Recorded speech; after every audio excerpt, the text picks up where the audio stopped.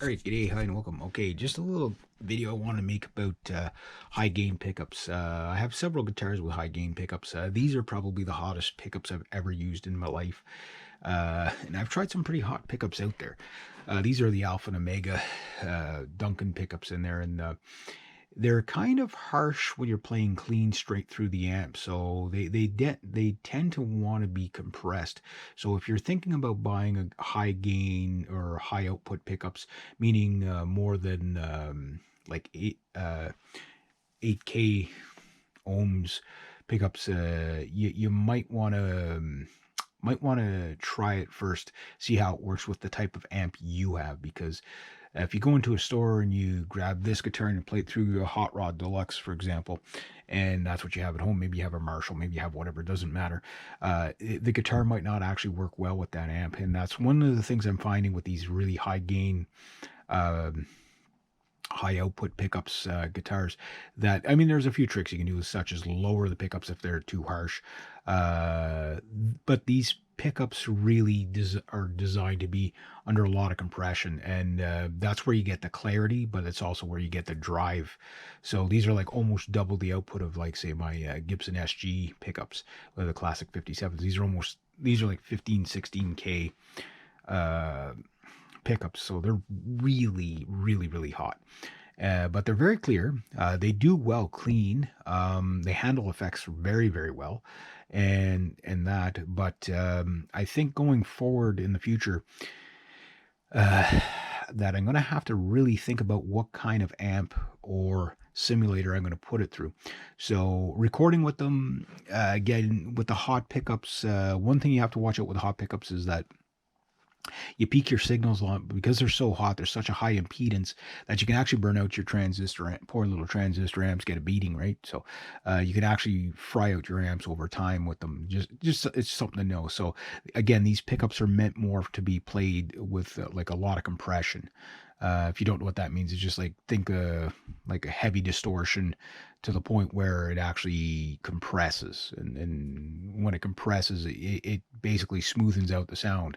So if you're the straight through the amp kind of guitar player, you might want to try, like I say, try the high output pickup guitars through that amp first to see if you can make it work.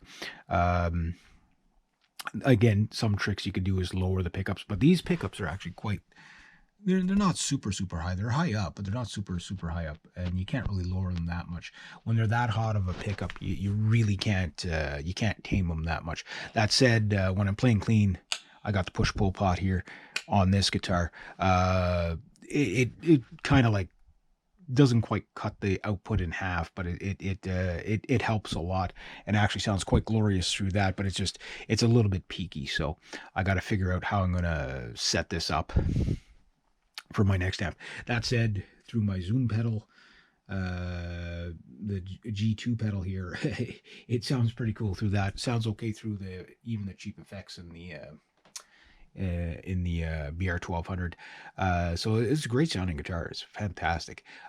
Fantastic playing guitar too. But yeah, the pickup thing, I think a lot of people might be confused about why you would go with the hottest pickups you can possibly get. It gives you clarity under compression. That's the main thing you get from them. So it's not so much about the punchiness or the like, depending on how they're voiced, depending on how the attack goes. Like my Flying V, the I don't know if you can see it well there, but that RR5, that one has really hot pickups.